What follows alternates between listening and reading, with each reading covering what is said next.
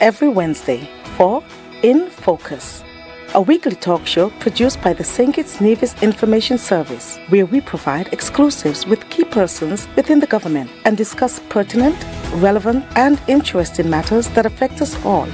Tune in every Wednesday, live on ZIZ Radio and streamed live on Facebook at SKNIS Media and ZIZ Online. InFocus, your government, your business.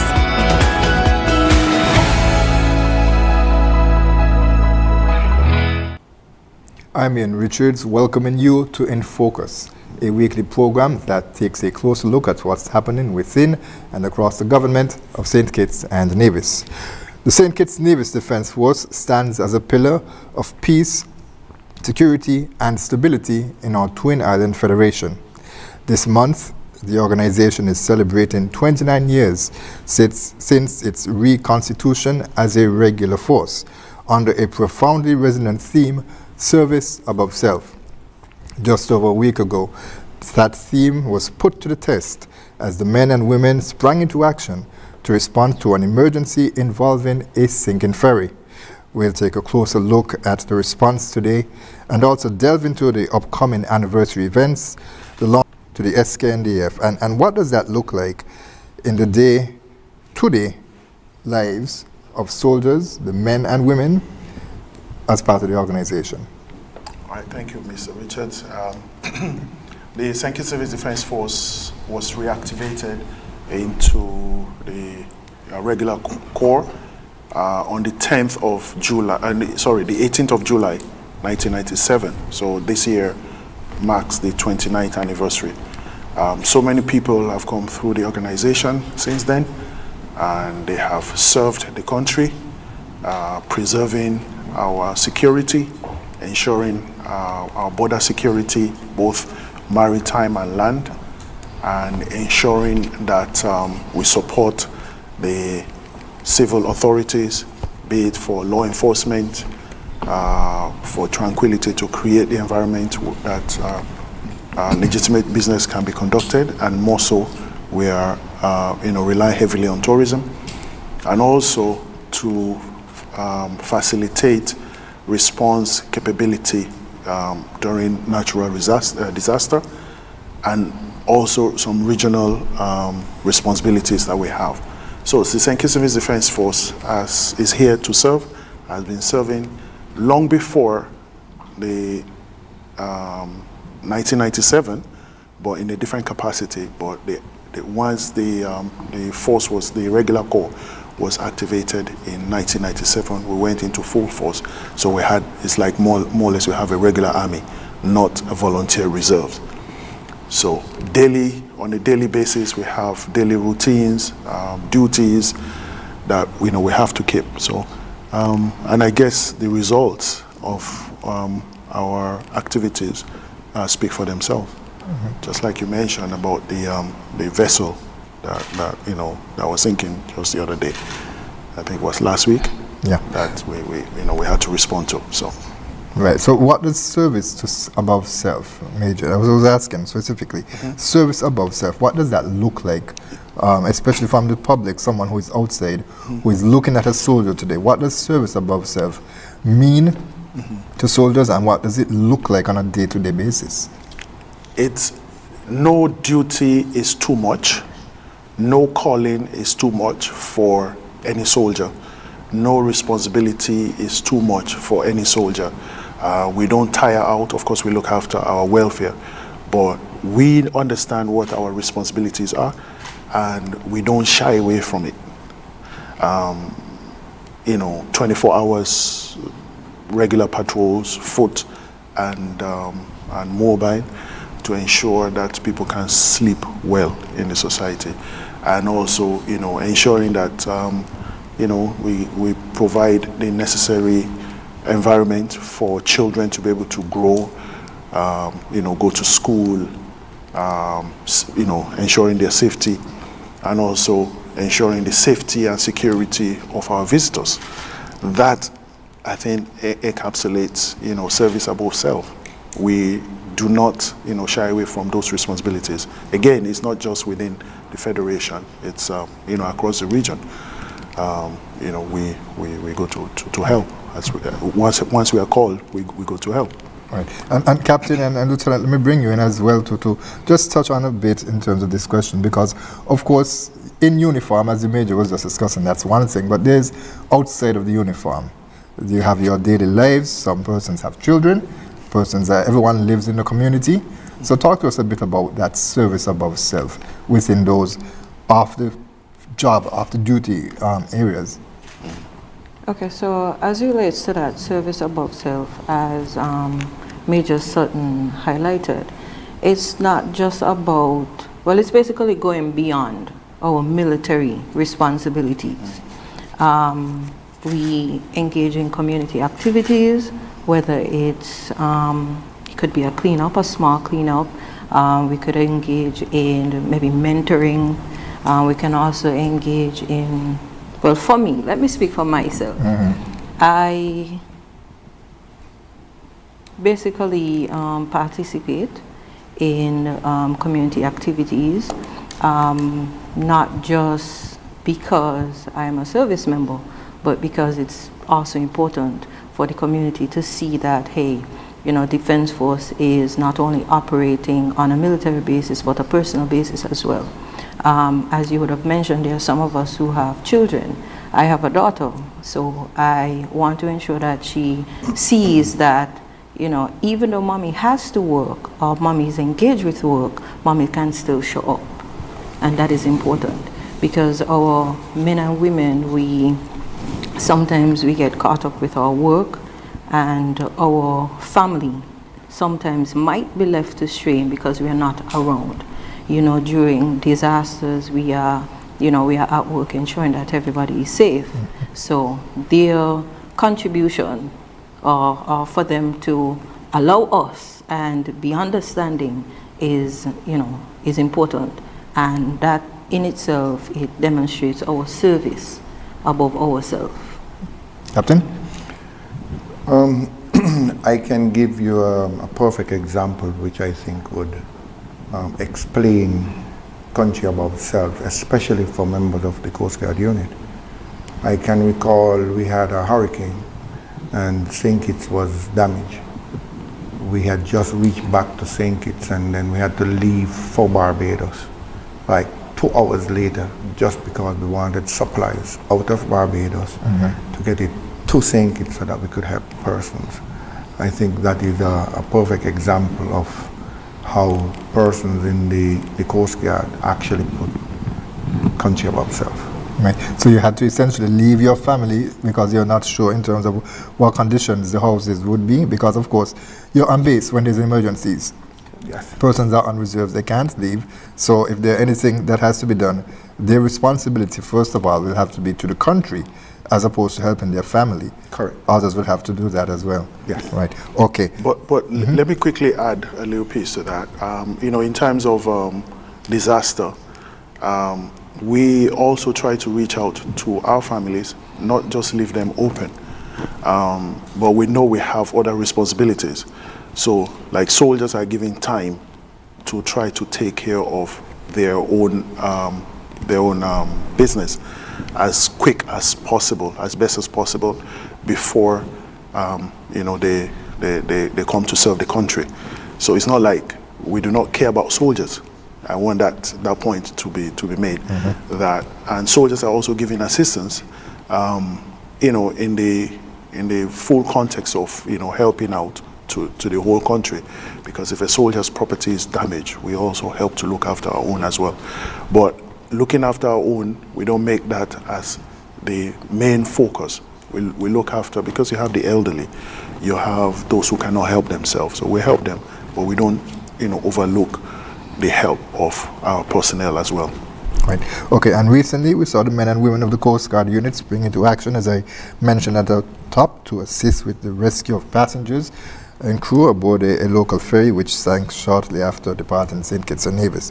Now, it's a topic that is still reverberating just over a week later with many unanswered questions. Can you walk us through what happened from a Coast Guard perspective, not necessarily why the boat sank, from a Coast Guard perspective? Talk to us about the involvement there. From the Coast Guard, we Generally, the Coast Guard listens to VHF and Channel 16. That's a VHF radio. And we actually heard traffic coming over that radio pertaining to a vessel sinking. The duty officer, the non-commissioned duty officer at the time, heard it, and he actually called the coxswain, the boat driver, and they put together a team quickly, and then they responded. When they got there, they had a number of persons in the water, and another vessel, I think it was motor vessel Makana, who was actually there and assisting persons. So when we got there, we had some persons was actually in the water, and some persons were still on the ferry. We always go after those persons in the water because they would create a much bigger problem. Because some people, you don't know whether or not they can swim, some people panic, some people. So we decided to help those persons who was in the water first. So we took persons out of the water, and then we put them ashore, so in an area where they would be safe. And then we went on to assist those persons who was left on the ferry itself, and take them to shore where further assistance was given to them, because they had medical persons ashore to assist those persons who might be panicking, maybe asthma, etc., you name it. So that is what we end up doing. After we did that, the vessel itself could create a hazard, especially if other vessels in the area. So we decided... But before you get there, Captain, let me just stop you before you get there. Was it difficult to conduct the operations? Because you spoke about a number of civilian vessels that were there lending assistance. Is it difficult to maneuver in that space when there's so many persons around trying to help, especially as it comes to the sea, the boats drift? It's always difficult in and around a situation like that, because you have a number of persons in the water. You have vessels that you have to be looking out for. You have wind that is going to create another problem for you. You have current. You have persons who are scared. And so you have to be mindful of operating with other vessels, operating with persons in the water, and do not create another problem. Because you have props from the engine. If they hit somebody, you're going to create another problem. So you always have to be mindful of everything around you, so that you don't create another problem while assisting the persons in that particular scenario. Well, I can add to what Captain Maloney has just said. I have a Coast Guard background as well. Coast Guard personnel go through incident command training, so that kicks in. It becomes second nature to Coast Guard personnel, that you do the quick assessment of what is going on, and of course safety is one of the forces that you have to ensure that is maintained. And all that is happening. I mean, if you sit the persons that responded down, and you actually go through their thought processes as to what they did, why they did it, all this will come out. But because it becomes second nature, it happens automatically. They do the assessment of the incident scene, just like Captain Maloney has just mentioned, and then they effect the necessary measures that need to be taken. And when you have a situation like that where people are panicking, a vessel is sinking, there'll be a lot of screaming and so on, it becomes hazardous to even operate there. But with the training, extensive training, professional training that the Coast Guard personnel will have had over the years, they are able to function and also able to take into control the civilian vessels, all those good Samaritans that come in to assist. So now you probably find the Coast Guard personnel now assigning duties to persons. Okay, you take this person, things like that, so that it can be a coordinated effort. Right. And in terms of the response itself, Captain, perhaps you can share a bit on the assessment. I know that after every operation, there's an after-action report. There's an evaluation done. Based on the reports that came in, how did the men and the women perform? I think the men and women perform credibly in a professional manner. I think they handled the situation well. We had coxswains, we had one person on the vessel who was trained in had lifeguard training, so they actually leave equipped, basically, for just in case anything else may arrive, so that we could actually save lives. But the crew itself, I think they did well. Now, you mentioned, of course, that the Coast Guard assisted with towing the sunken vessel out, Yes. so that it's not a hazard. What is the responsibility of the Coast Guard unit in any follow-up investigation that is currently taking place? The Coast Guard normally would do their own investigation, even if it is alongside the Maritime Department. And then we could always share colleague notes, just to ensure that the incident is properly covered, and to see what areas we can improve on, what training or advice can be put into the normal operation, so that we could avoid things like this happening. Is that report issued separately, or is it included in the report of the Maritime, the whole incident? It would be part of the entire file pertaining to the incident. And is that report normally released publicly? There are a lot of persons, of course, who, as I mentioned, unanswered questions. There are persons who are trying to find out what happened. Is that normally released publicly, or is it shared with the authorities and they will decide appropriately? Shared with the authorities, does not be shared publicly, no. Right. Okay. Now, you mentioned an important term, the Maritime Board. And of course, we've seen in St. Kitts and Nevis that there's an increase in maritime activities. And when I say maritime, of course, I'm referring to ships and sailing and stuff like that.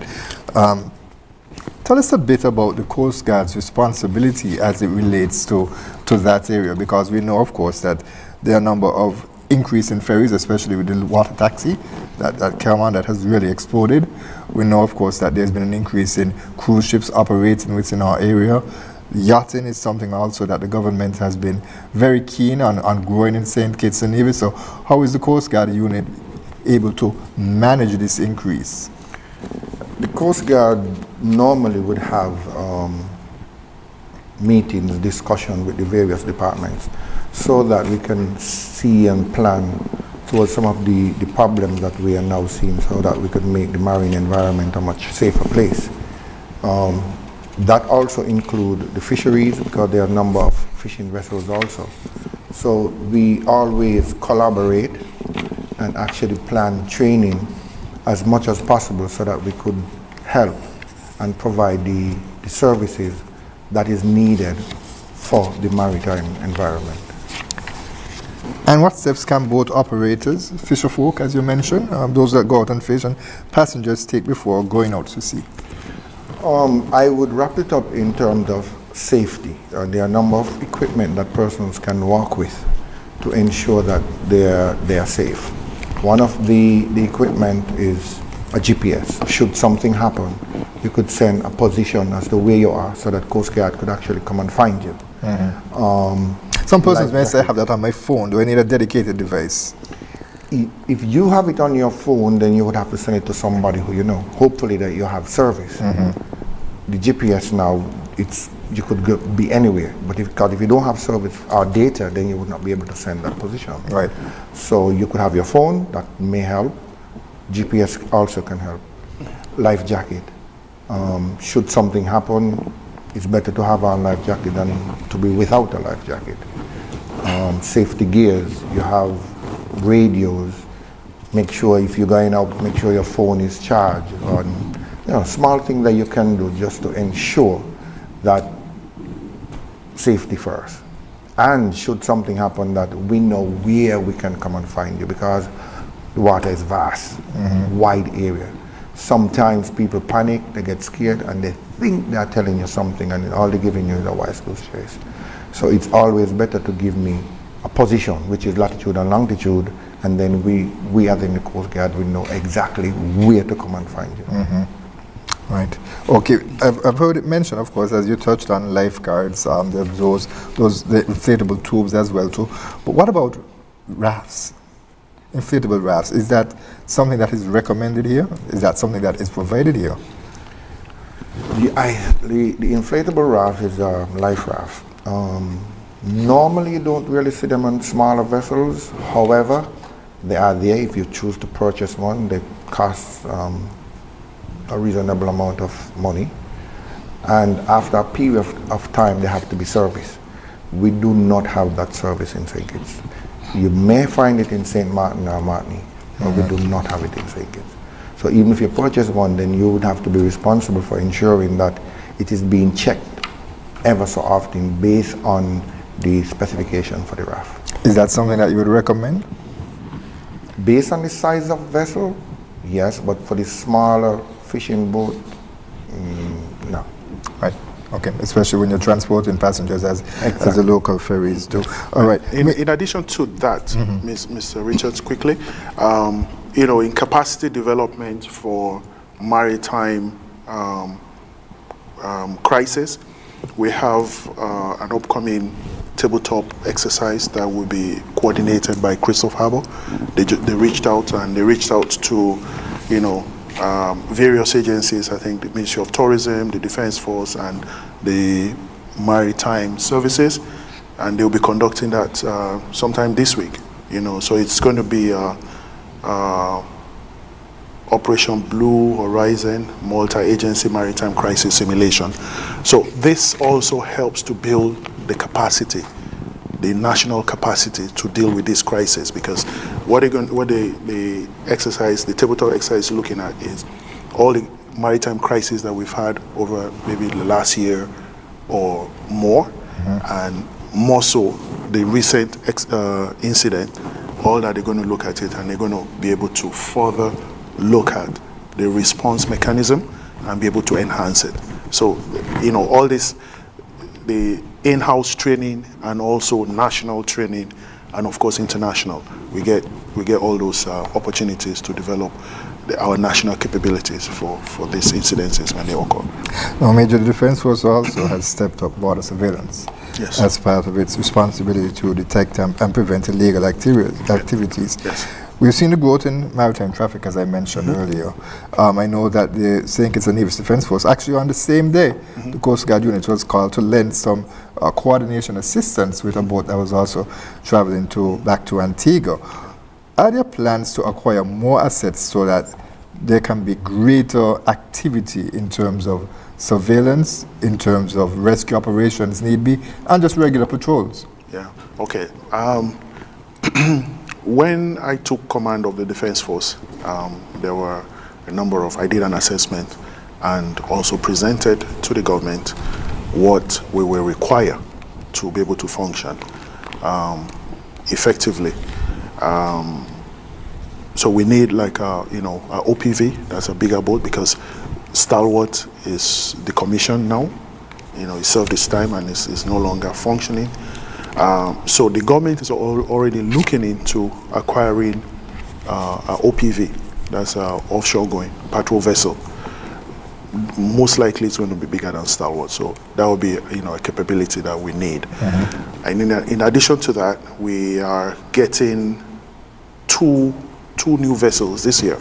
Before the end of the year, probably by October, we'll be getting 2 new vessels, smaller vessels that is, and also sometime next year we should be getting another 2. So all these are added capabilities to help us to deal with the increased activities that is taking place in the Federation. We know that there's a number of enhanced maritime activities taking place in Christoph Harbour area. And again, you see now that they're they're putting together opportunities for people to train and develop national capabilities. But in addition to all this, we also have other assets that we use to monitor our border, for maritime domain awareness. I will not want to, categorically state everything that we have, but the government is making enormous effort to ensure that we get what we need to be able to monitor our borders effectively. I can say we have coastal radar systems now. Okay, so we're able to monitor our coastal areas effectively. That's one of the activities and so on. And the St. Kitts Nevis Defence Force is also looking into establishing our own air guard, which will, but we're not necessarily looking into an aircraft at the moment. We're looking into capable unmanned aerial vehicles that we can use. We can effectively use those to monitor our coast. Those are drones. Persons typically know them as drones. Those are drones, but Right. these are not just small drones. These are, well enhanced drones with a lot of capabilities to be able to do this. And they function in so many different ways. They help to save on unnecessary utilization of maritime assets, because you can send out this UAS to survey the coastal area or check out a situation that is happening on the sea. And if it is a situation that requires a response, then you send out. So it will be targeted, Right. not just patrolling and hoping that you run into something. This will be intelligence-led, targeted operations. So we'll become more effective, and there will be higher yields to our operations. So all these are ongoing. Like I said, we have 2 new vessels are coming in this year, and we're having another 2 coming next year. And we have been doing all that we can with the old vessels that we have to keep them active, to keep them serviceable, to serve us, until we get something better. Now, you mentioned, of course, that Stalwart would have served its time. I remember when we hosted trade winds initially back several years ago, the very first one, the U.S. government, they mentioned that, of course, Stalwart came through a donation with the U.S. government, and they mentioned that how surprised they were that it was still so functional at the time, that they would have given it to, made contributions, or should I say donations, to several islands, but because of the expertise of the training here, Yes. of the engineers in keeping it maintained properly, it was still able to operate for so long. Yeah, Stalwart was the only vessel of its class, of its era, that was functioning across the Eastern Caribbean for well over a decade after all the others had gone down. So we had to go to the rescue of all the other islands. We go all the way down to Barbados to rescue everybody else, and conduct supply operations and things like that with Stalwart. So Stalwart, indeed, it was due to the expertise of the personnel, Right. and the capabilities that was developed in-house, locally. And of course, the investment, the interest of the Coast Guard personnel to keep Stalwart especially, operational for as long as she was.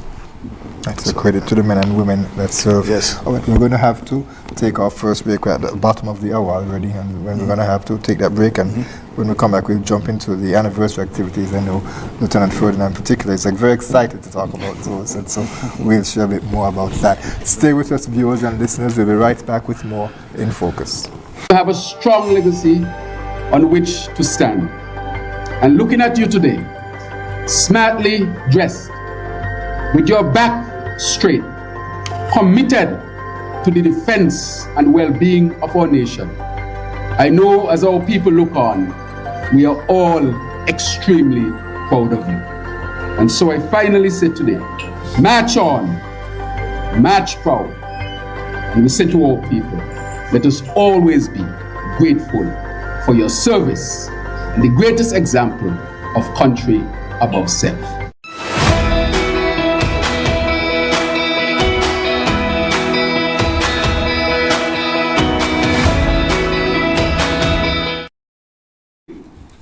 Welcome back to In Focus, and also excuse me, I ask based on the voice for persons who are listening, they may not have recognized that voice. It's the voice of Prime Minister, the Honorable Dr. Terence Drew, and he was giving, of course, some encouragement to the St. Kitts Nevis Defence Force at an event on June 10th during the launch of the new combat uniforms. We'll talk about that a bit later. Just wanted to ensure that persons who may not be familiar with the Prime Minister's voice could identify him as such. Anniversary activities, Major and Lieutenant, we mentioned, of course, at the top that the force is celebrating 29 years. Now, this is a very broad question, and I imagine that we could spend the rest of the program talking about this. But briefly, quickly, if you can, share some of the defining moments of the St. Kitts and Nevis Defence Force. And of course, just to be clear for persons as well, so the Coast Guard unit is a part of the Defence Force. Yes. So it's called the St. Kitts and Nevis Defence Force Coast Guard unit. And of course, there's the cadets as well. There's reserves, there's the band, there's so many. Share to us a bit in terms of the defining moments, maybe the top one, I would say, for each over the past 29 years. I would say the investment in our personnel development. We have a lot of investment in our personnel, and that is telling on how we are able to carry out our duties. Pretty much that. I would say, I think that's one thing that stands out. We get there are a lot of opportunities to train professionally, develop professionally and personally. And yeah, that is one thing that stands out to me. One of the things that should amongst other things. One of the things that you mentioned as it relates to training, because of course the Defence Force, there's a Facebook page, they're active on social media, that there has been a number of courses where persons from St. Kitts and Nevis who go off to represent the agency have excelled. Yes. There's been some physical exercises. I don't quite remember the competition in St. Martin that took place. I know there was a competition also in Guyana. I know Lieutenant Griffin is one person who came at the top of his class, very class in the agency that they were participating, and there were persons from across the region who was there. Yes, that's why told you that the my answer to your question is that I would say the height of the achievements of the Defence Force is the investment in the personnel development, because we compete, we train with Americans. We are not discriminated against. You don't have a different standard that you have to meet to pass. Any courses that you're doing in the US is one standard for everyone. So it's not like you're a foreign student, you have a different standard from an American student. You have to meet the same standard. And for a small country of about 50,000 people, for a small defense force like ours, to have our personnel go to the United States or anywhere in the world to train and compete with personnel from those countries with all the resources, with all the might, and excel, it's indeed something that we need to, pay attention to. And that's why I say the personnel, investment in our personnel development is key to the St. Kitts and Nevis Defence Force.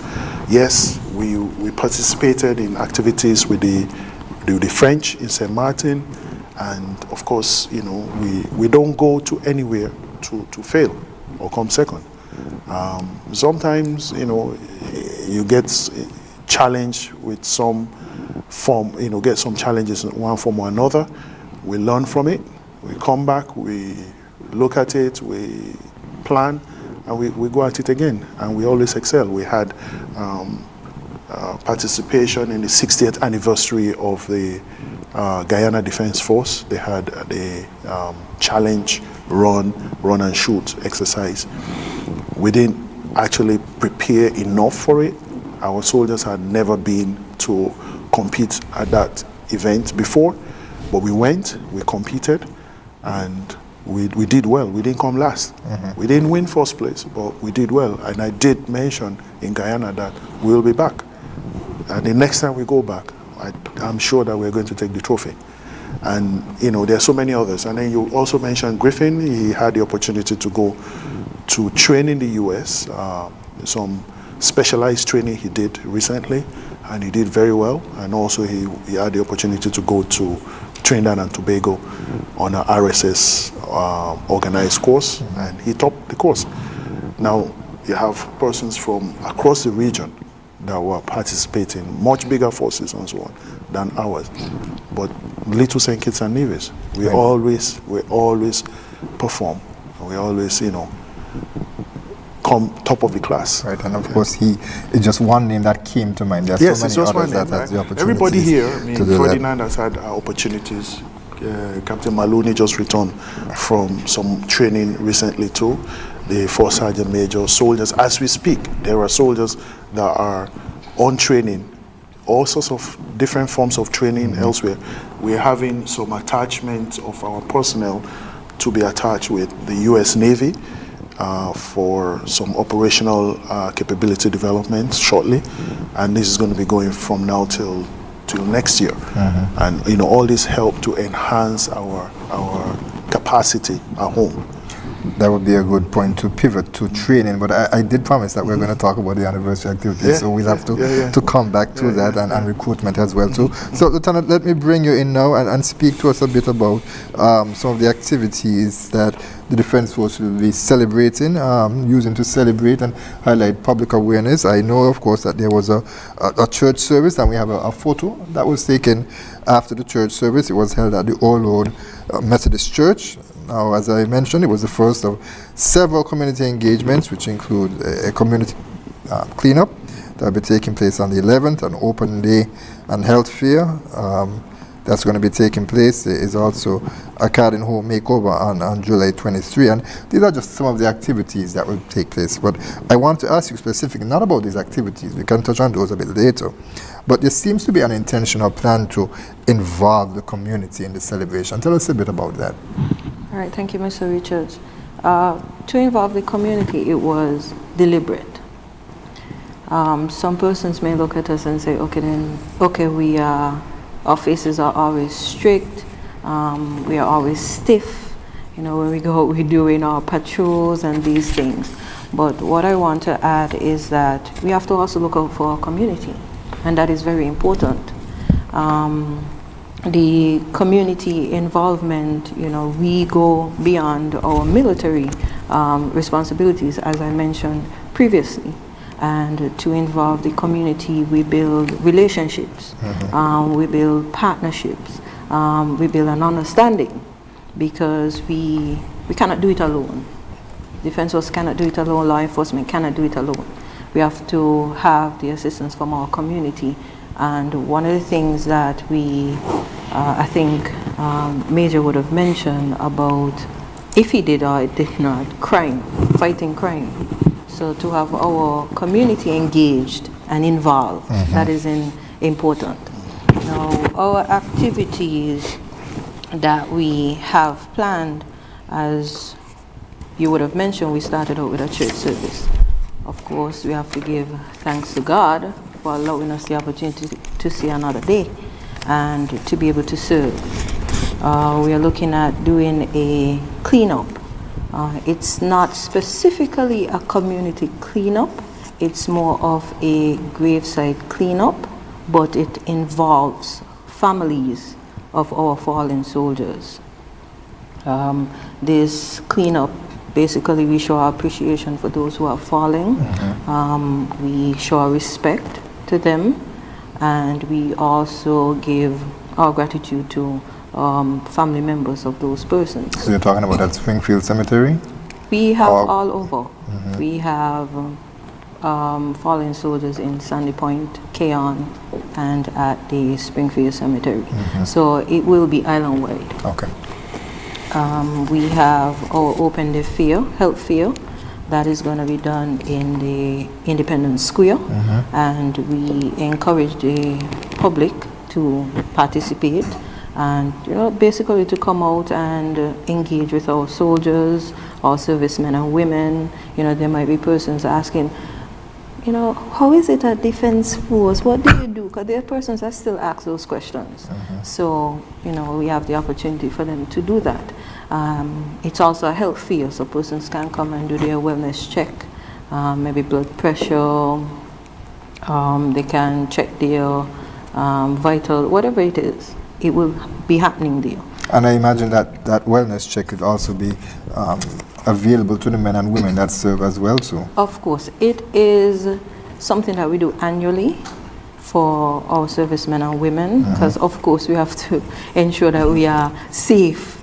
We are providing those security and help to our community, but we have to first protect ourselves. Right. So yes, that is afforded to our servicemen and women annually. So at the open there, I would imagine there will be gears where persons can come. As you mentioned, find out, they can see the equipment that they work with. Correct. Yes. Captain, can you tell us a bit about some of what will be featured from the Coast Guard unit? Of course, it's a specialized area. From the Coast Guard on that day, we're going to have a different set of equipment that we use, life jacket, maybe engine, things that we would work and use on a daily basis. Some of the smaller equipment might be there, maybe VHF radios, maybe show people what a GPS look like. Life jacket, we're gonna have life rings, and most of the safety gears that we normally use on a daily basis would be around the fair. All right, Lieutenant, so we have that. You mentioned the open day will be held on the 11th. On the 6th. On the 16th, excuse me, on July 16th. There's a sports day on the 18th. I imagine that's for members within the force to compete. That is What is it, Coast Guard versus infantry versus band? How is that going to work? Well, Or come and find out. come and find out. It would more center around. I don't think it would be wise to say unit against unit, because as we know, one unit would be larger than the other. Well, in terms of numbers, Not Yes, but capability. Well, because of course, when it comes to the Independence Day parade, there always seems to be one unit that dominates. I'm not going to call names, but the results are always made available by the Prime Minister at the end of the parade. not to stray from that topic, but we also have our females who also attend Yes, of course. the Independence Parade. So it's no longer unit because of females. We're gonna go in and we're gonna dominate. So the This sports year day, especially. yeah. So the sports days. So the Sports female day is on the platoon. Sorry, 18th. based on what you're saying, the dominate. You're saying the female platoon returns this year, or you're speaking about the sports day? I would have to allow Mr. Sutton to speak on that. Well, I was just listening. I thought she was insinuating something. So I guess, she says the female are going to dominate again. Well, there's still time. We're in July. There's August and September. We to will come. see. Right. We'll see. Okay. So the sports day, so it's open to anyone. Anyone can come. It's open. It's And open is to there a fee? anyone. No, there is no fee attached to Okay. it. We will be looking at having it at the Mat Night playing field, right close to the Irish Town Primary School. Right. Okay. Yes, And so it still starts at 10 a.m. Yes, correct. Right. Okay. So persons will be able to get refreshments there, or they'll be available for purchase. Yes, they will be on purchase. They will have to purchase. All yes. right. We have on the 23rd a card in home makeover. What's correct. that? That is our servicemen and women going out, and it's not a building makeover. It's a person makeover. We're going to assist in grooming. We have our servicemen who, cut hair. We're going to allow them to have the opportunity to assist with that. And we have some fine hands. I say fine hands because our females, they are good with their hands in terms of braiding and stuff like that. So we're just going to go and do a small makeover, assist with a small makeover of the personals down there. And then we have a graphic with the full activities that will be taking place during this month that we can probably place on screen right now as well. I'm not sure if it was up before. But in addition to events that we just mentioned, there is also a family beach day which takes place on the 26th.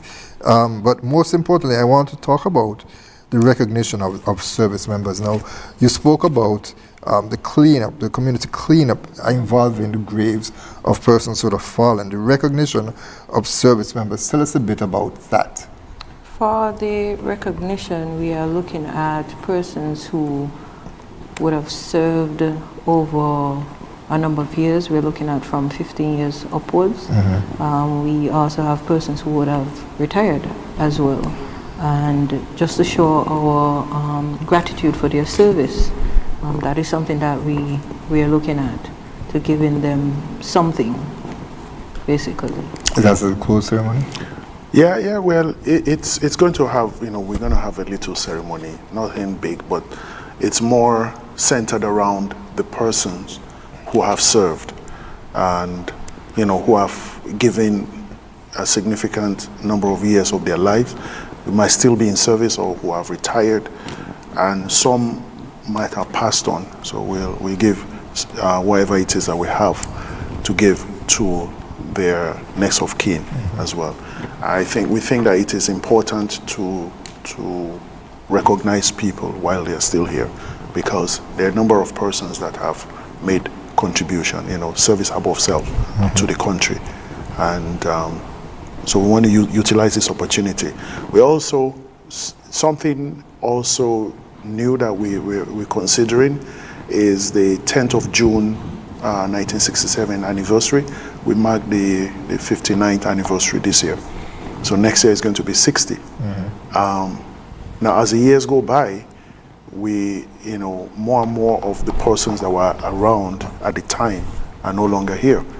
So we want to try to create like a monument at Camp Springfield for them, for those persons, and also have the names of the persons that were there involved, so that we do not later on be speculating, who was there and who was not there, because we still have a few people around today who were there. Or even doubting the existence that it happened. Right, who were there. Because whatever happened on 10th of June 1967 is part of our history.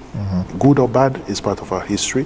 So we just, embrace it and move on.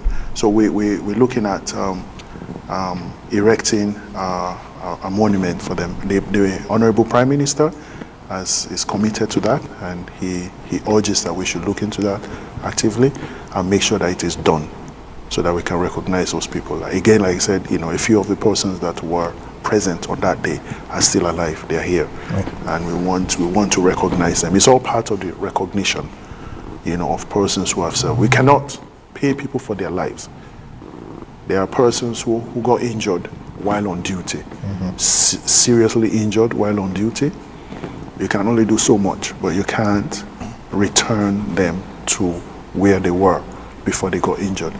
So the little recognition is, to say thank you for your service. Service above self. And you speak also of the physical damage or physical injuries that they may suffer. There's also mental as well. Right. It's an extremely stressful job. Yes. But before I move on, Lieutenant, if you could just speak to, as you mentioned, that intentional involvement of the community, encourage persons who are under the sound of our voice to participate. What would you say to them? This is your time to see what we can do for Federation or what we have done for our Federation. You also have the opportunity to be a part of us, participate with us, and be able to put service above self. Even though you're not a part of the organization, you still can put service above self. Because St. Kitts does not belong to Defense Force. It belongs to all of us. St. Kitts and Nevis. St. Kitts and Nevis, sorry, I stand corrected. But it belongs to all of us. So participation from the community would definitely be important, and we encourage everyone to have a part. Okay, we're going to take our final break. It'll be a quick one, and then when I come back, I want to talk about, as we speak about the Nevis component of it, of course. There was a recruit training that was done there for the very first time. We want to share briefly about that. Okay. Stay with us, viewers. We'll be right back with more In Focus. It's going good.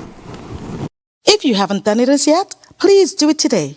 Subscribe to our YouTube page at SKNIS Media for regular updates, live coverage, and even more information on your government. While you're at it, like, share, and interact with our Facebook and Instagram pages at SKNIS Media and SKNIS Info.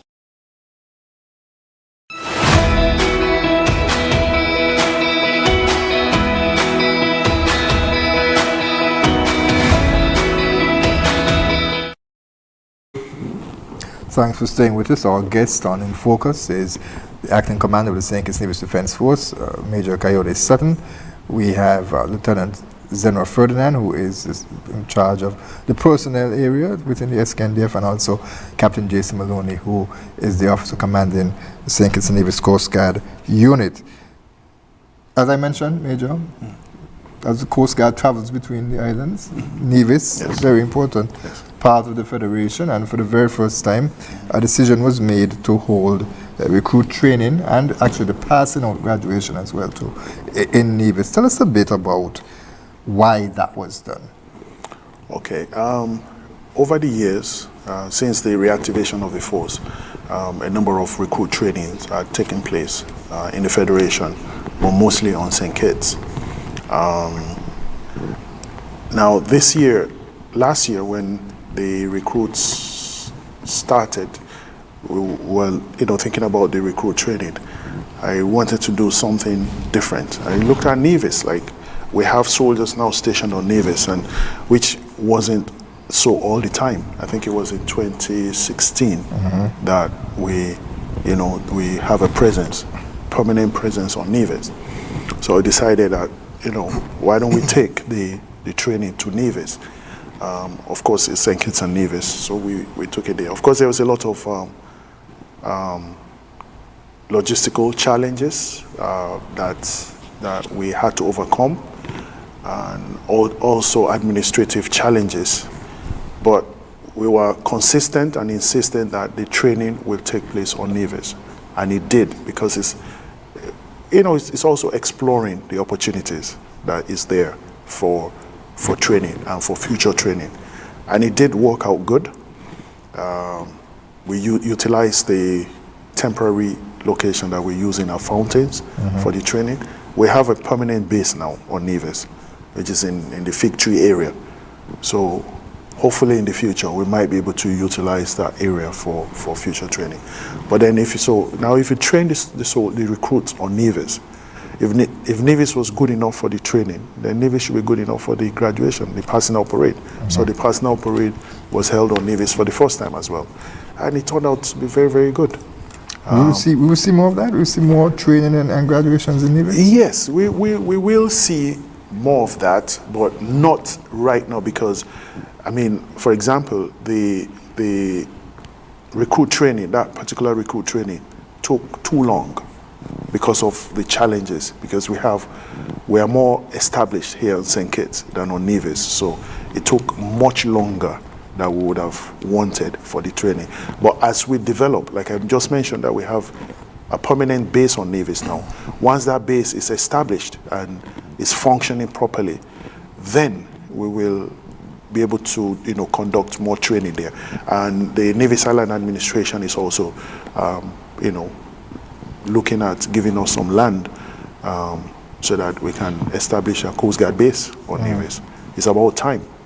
So all this happening, I definitely foresee a lot more training taking place on Nevis, because there's a lot of training areas on Nevis that we can explore.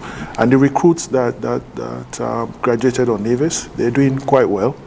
A number of them were deficient in certain areas, and of course we gave them the opportunity to correct those, like taking receipts for certain subject areas that they didn't make, and they've all passed it now, and they are all integrated into their different units. And we also saw for the first time, it was 3 divisions, right? Yes. It was 3 divisions that were on the recruit training. So we want more people from Nevis to be members of the Defense Force. So that can actually act as a recruitment tool. Yes. Yes, so we are recruiting as we speak. We are recruiting. We want to have another recruit training this year. So we are recruiting. So all those persons who had wanted to serve in the Defense Force, you can apply. The personnel officer will talk about what the process is, and we're looking for recruits. We wanted to conduct a recruit training in June, but we don't have enough personnel yet. So there's still time. So we want people to come. Lieutenant, tell us a bit of how that can. I imagine that will be featured during the Open Day as well. Yes, absolutely. We are already receiving applications for those persons who are unaware of the process. What happens is that there is an official announcement, and as you would have heard, Major, it will count as an official announcement. But you can follow our Facebook page, and there will be details about when we will start our training process. But we encourage persons to apply, whether physically or online. Physically it would be collected. The forms, application forms, will be collected by the guard room at Defense Force, and you can also apply online via our website. That's www.skndf.com. So everything can happen on that site. You can submit all your documents, police record, all those necessary, prerequisites. Right. Okay. Would be submitted on the website. So the forms you mentioned there are physically at Camp Springfield. What about the Coast Guard base? Is there any there? They're all over. Okay. We have our personnels from the Cadet Corps. We're also recruiting for the Cadet Corps as well. Cadet Corps, we are also recruiting for the reserves. All those applications can be submitted whether online or physically. All you would have to do is to specify whether or not you want to be regular or reserve. That can be done on the same form, but for cadets, because it's of a younger age, that form is a separate form. Right, okay. I want to stress on the reserves. We want more reservists. That is, we need more reservists because that is our strength. Okay, we do not have enough persons in the reserve. Persons who have a job and you're considering a life in the military, come on in and serve and explore. People want to wear camouflage. People want to wear all the military uniforms that we have, and then they get into trouble because they are not members of the defense force. Now you can join the defense force. You don't even have to buy it. We give it to you. You wear it, and nobody's going to hold you. Nobody's going to charge you. You wear it, and you get training. You get to travel, and you get explore the world. That leads to an interesting question as you talk about the camouflage. There are some persons who question whether the new digital uniforms that were recently launched, if now that there is a new print, that they will be able to wear the older prints. No. The older prints have not been retired. They are still legally our uniform.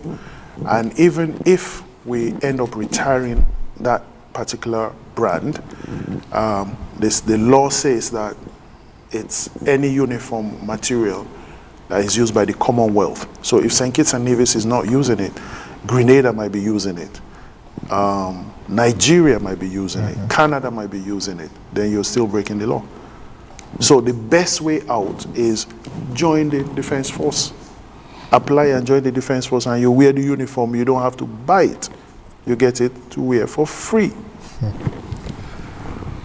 And in terms of the cadets, I just will give you an opportunity because we're about just a couple of seconds left in the program. So to speak about the cadet program, of course, it's important to mold the young person. Yes, we need a lot more children between the age of 12 and 18 to join the cadet.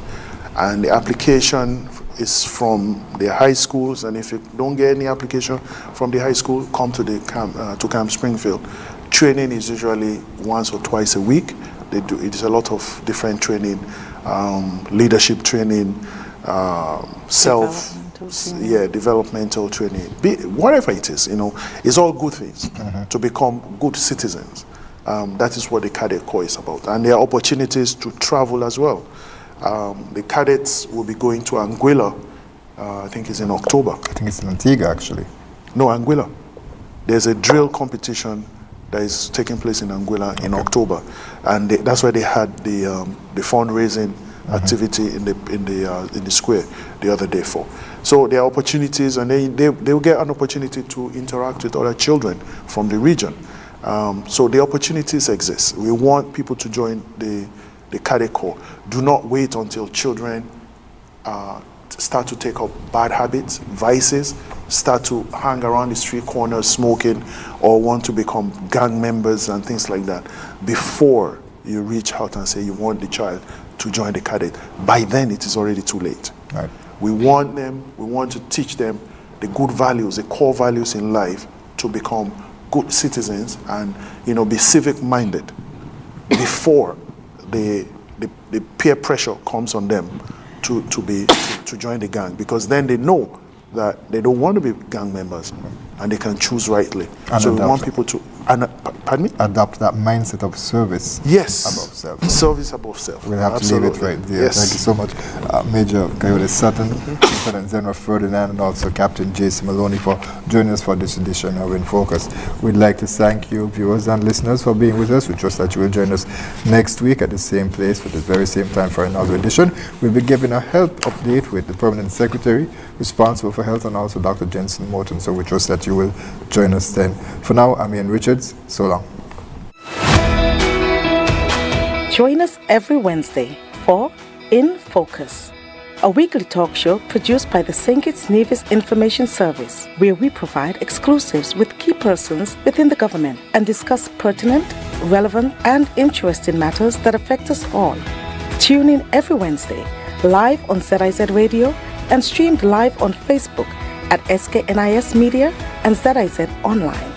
InFocus, your government, your business.